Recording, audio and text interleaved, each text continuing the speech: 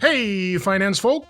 Welcome to the EU Finance Podcast. My name is Aidas Palubinskas, and today we're going to be talking about reforming the EU's banking crisis management and deposit insurance (CMDI) framework within the EU's banking union. Wait a second. Didn't the EU already do a whole thing on banking crisis management after the financial crisis? The answer is yes. Yes, it did. And it worked. The banking sector in the EU is much more resilient now. Financial institutions in the EU are well capitalized, highly liquid, and closely supervised. But, like every machine, maintenance is necessary to keep the machine running well. I've asked Andrea Beltramello, the head of the Commission's Resolution and Deposit Insurance Unit, to the podcast to give us an update on what the EU is doing to keep the banking system humming along. There's a link to even more information in the show notes, but now I'm resolved to get to managing this. See what I did there? Here we go. Greetings and salutations, Andrea. Welcome to the podcast. Hello, Aidas. Thanks for having me. Like I like to tell the listeners, I'm definitely not an expert on this stuff. So let's start with a very, very basic question. What is the banking union and why does it matter? Well, that is a 26 trillion euro question. Now, I'm giving you this very precise figure because this is the amount of money that European banks lent to people and businesses in one single year. I think it was 2021, if I'm not mistaken. I can also give you another figure, 16.5 trillion euros, which is the amount of savings that people and businesses have in European banks' deposits. Yeah, that is a lot of money. And it gives an idea on how important banks are for the financial well-being of European people and of European businesses and for the broader economy. It also gives you an idea on how important it is to keep our banks safe and stable. And this is what the banking union is all about. It's a set of common rules and institutions that ensure that everything runs smoothly in the European banking sector. Now, we often say that there are three elements to the banking union, that it is based on three pillars, if you want. The first is how banks are watched over. So that is supervision. Mm-hmm. The second is about how we fix problems in banks, that is called resolution. And the third is about how people's savings in banks should be protected, that is deposit insurance. So why does all of this matter? Well, imagine if each country had its own way of dealing with banks, and one country's banks get into trouble. That trouble could spread to other banks in other countries. Contagion, Exactly. And that will cause a big mess. But with the banking union, we all join forces to keep an eye on the banks, to fix problems in the banks in a joint, organized way, and we make sure the people's savings are safer. Now, on the first pillar, on supervision, we made very good progress. On the second pillar, resolution, we also made good progress, but we can make it better. And on the third pillar, deposit insurance, we made some progress, but we're still missing one single system to deal with deposit insurance.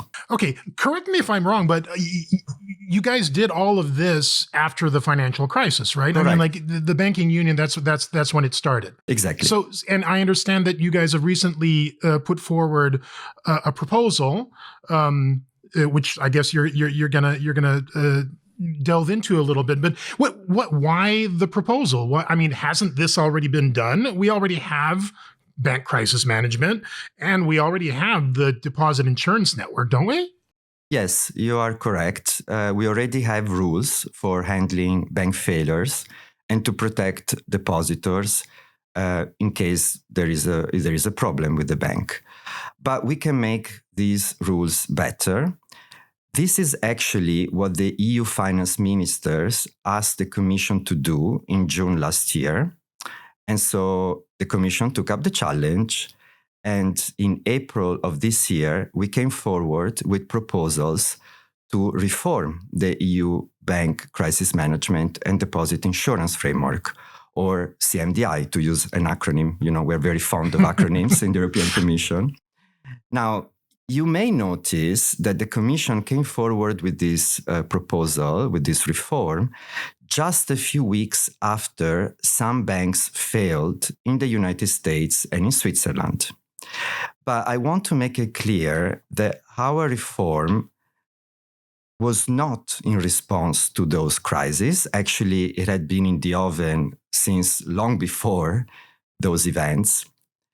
But those events did remind us of how important it is to have effective tools to deal with failing banks, irrespective of the size and the business model of those failing banks.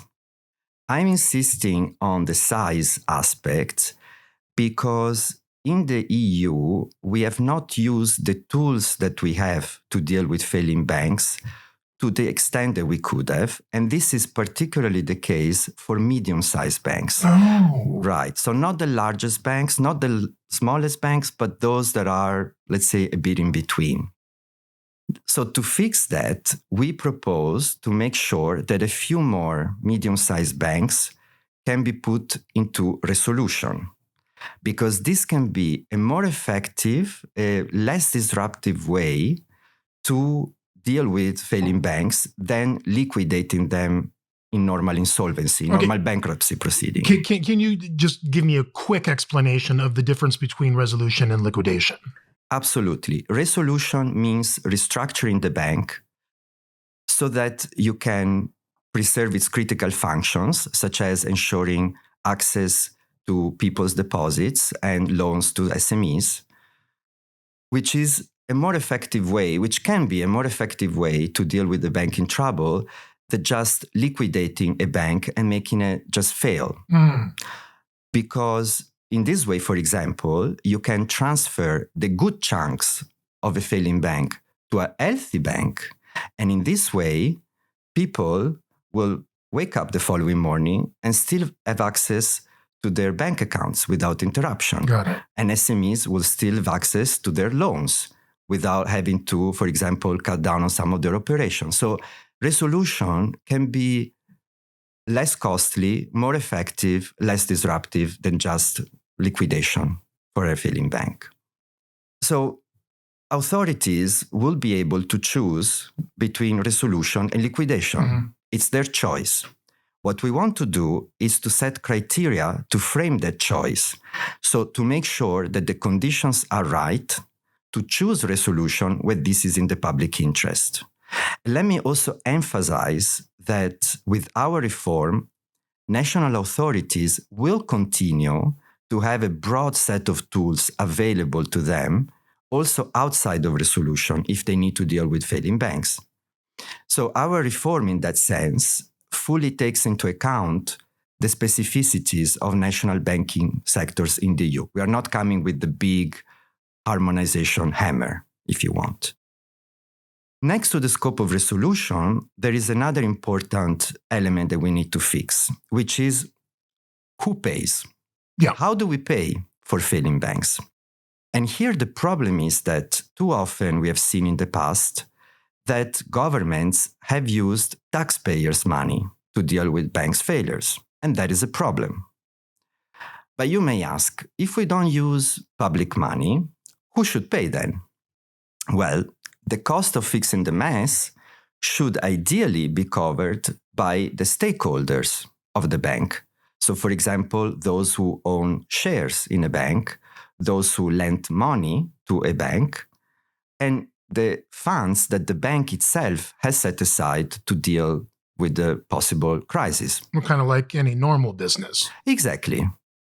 And in principle, this money should be enough.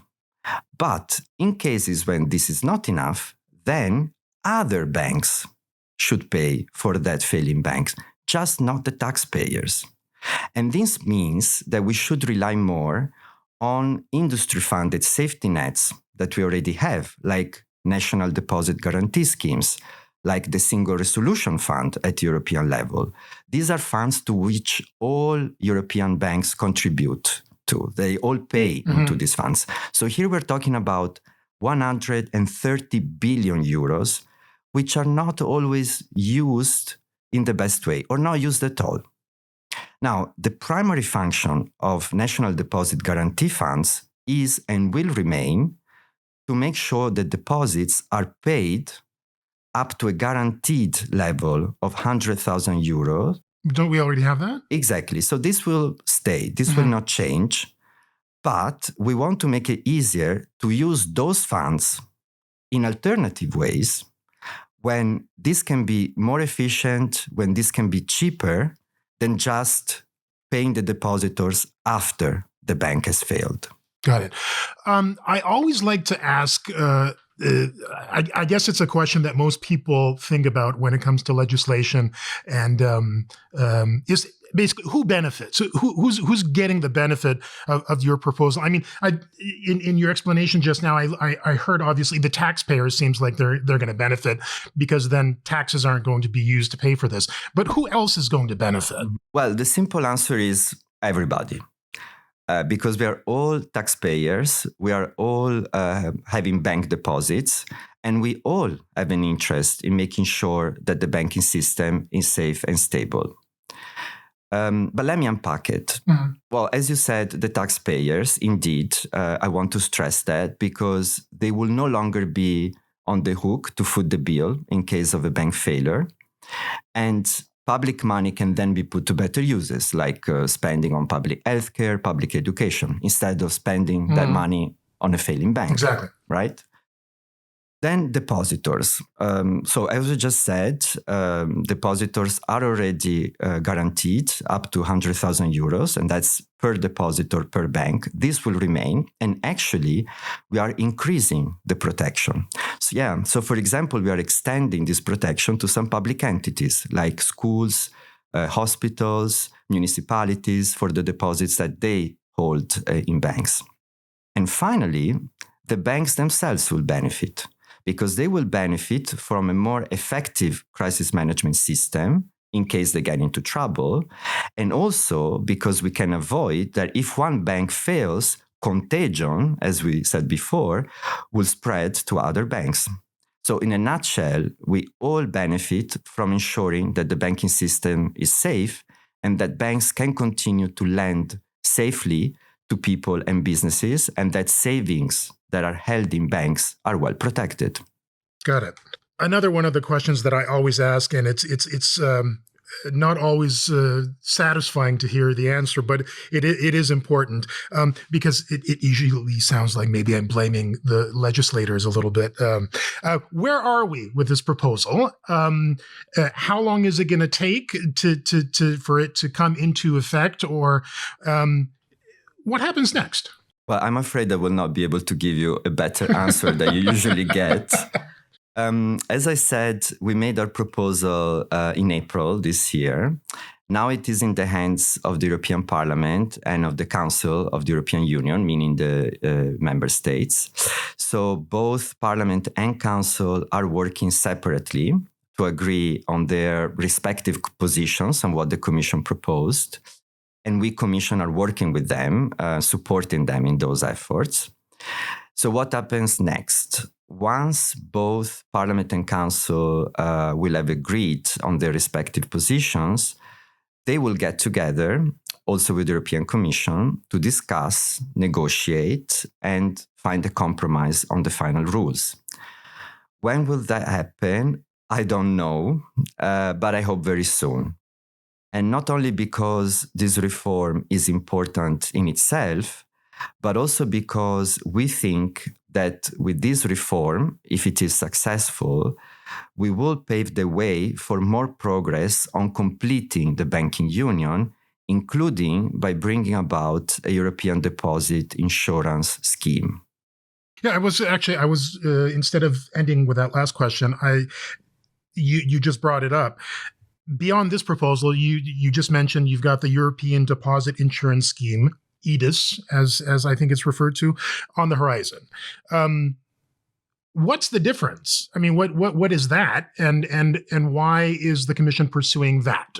Well, put very simply, the European Deposit Insurance Scheme, or EDIS, would be a system that protects people's money, bank deposits, but at the EU level instead of at the national level. So we already have funds guaranteeing depositors' money at national level, up to 100,000 euros. And EDIS will do the same, but at the European level. So it is like depositor protection on steroids, if you want. Now, let me try to break down the benefits of EDIS. First, EDIS will bring benefits to people like you and me, because it's like having an extra layer of protection for your money in the bank. And this brings more confidence. If people know that there is a larger safety net at European level and that there is no risk that they will lose their 100,000 euros, then they will not panic because they know that EDIS will be there to step in case of problem, wherever they live in the European Union. So, as I said, there will be no panic, no bank runs, just more confidence in the system. Second, there will also be benefits for the banks, because by pooling the contributions that banks already pay into a single fund instead of many national funds, we will make it possible to lower the amounts that banks have to pay. We estimated that we could save 10 billion euros in what banks pay into these protection funds. That's a lot of money, and that will also help the competitiveness of European banks. Having a single fund would also make sure that there is fair game in the European banking market. And again, if one bank fails, this can have a domino effect on other banks. And EDIS would be a very effective way to stop those dominoes falling.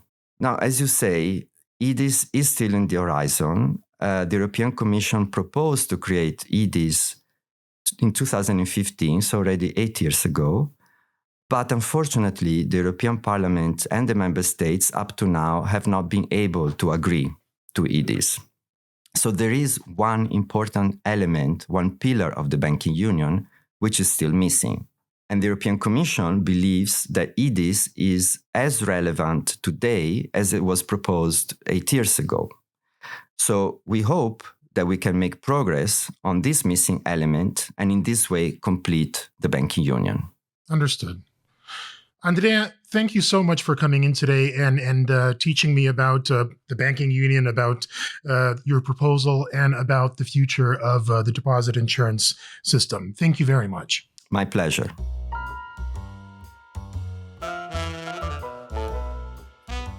Okay, here's my takeaway.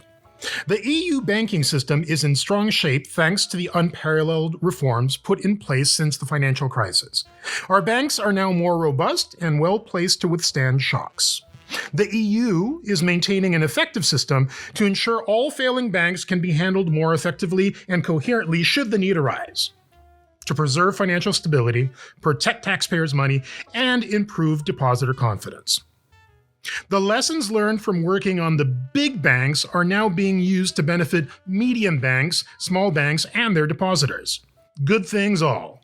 And all being done proactively to keep the system working well and to protect EU citizens' money.